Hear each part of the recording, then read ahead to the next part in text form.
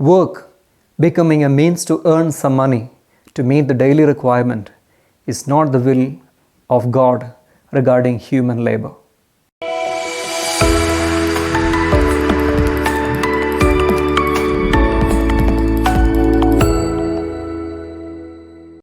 Today, Saint Joseph is remembered with an emphasis. Saint Joseph, the worker. He labored in his life and had the bread of his sweat.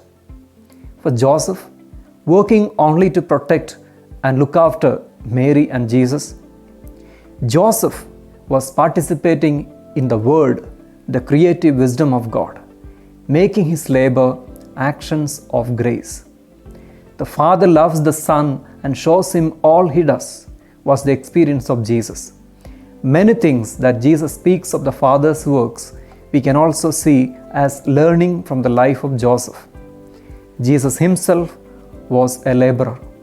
Mary also worked. Pope Francis said, "The Lord wants to turn our hands into signs of reconciliation, of communion, of creation." Whatever may be the works we are engaged in, they have these purposes to achieve. Not only does a work function to gain these goals, but it also brings a sense of human flourishing into one's life. So when we remember Saint Joseph on the 1st of May, it is not to evoke mere devotion, but a sense of responsible and meaningful commitment to our labor. A Christian life approaches work as fulfilling of human dignity. The labor, the working environment, wages, and all related things are involved in it. Profit-based market culture has made human labor money-centered, not human-centered nor ecological. Work becoming a means to earn some money to meet the daily requirement is not the divine will regarding human labor. Our works are the continuation of creative actions of grace completing nature. Though it may seem ideal, we can see on the other side, when we become mere agents of production, we ourselves are commodified and evaluated according to our productivity. Poverty and exploitation come from neglecting the dignity of human labor by denying the worth of the person or the worth of his work. When we all see the wonders of development and progress and praise those policies bringing huge profits, huge capitals, it is a Christian duty to take into account the manner in which they are taking place and the level of equity in the distribution of the benefits of this progress and development.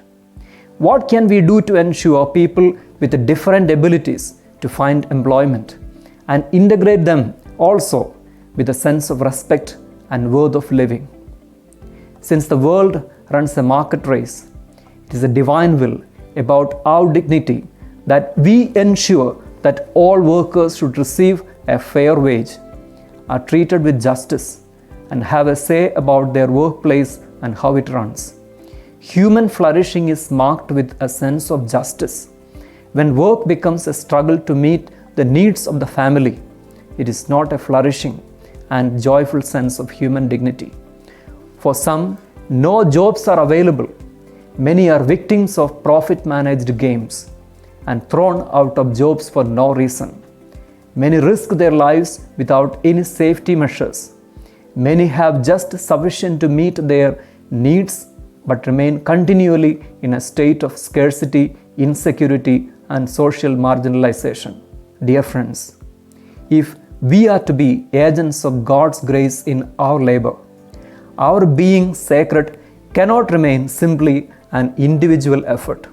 It also matters how we organize our society in economics and politics, in law and policy, directly affecting human dignity and the capacity of individuals to grow in the community. Works are not the same in nature, but all works contribute to the common good of the community. The mutual respect for one another holds all together in participation in the common work of doing God's will. Joseph worked as a carpenter, and so did his son Jesus.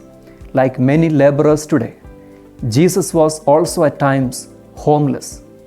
Realities like these often miss our attention as we look at Joseph and Jesus.